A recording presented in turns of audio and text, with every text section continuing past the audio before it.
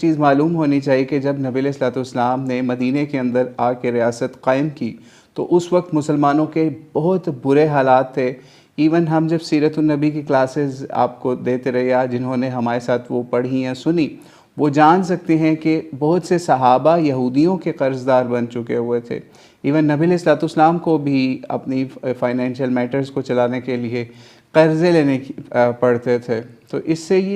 یہ نہیں ہم نبی علیہ السلام نے کسی کو ضمانت دی تھی کہ ہم اسلامی نظام جب قائم کر لیں گے یا ریاست مدینہ قائم ہو جائے گی تو آپ کو بہت وارے نیارے آپ کے ہو جائیں گے، آپ کو بہت فائدہ ہو جائے گا۔ نہیں، ایسے کوئی بینیفٹ نبی علیہ السلام نے مسلمانوں کو آفر نہیں کیے تھے۔ یہ چیزیں جب آپ اللہ کے نظام کو قائم کرتے ہیں اور پھر آپ روزے کی طرح پورا دن گزارتے ہیں یا آپ فاقے کرتے ہیں جیسے صحابہ نے کیے، جیسا کہ آپ کو معلوم ہوگا اصحاب صفہ کی کیا حالات تھی جس وقت وہ دین کے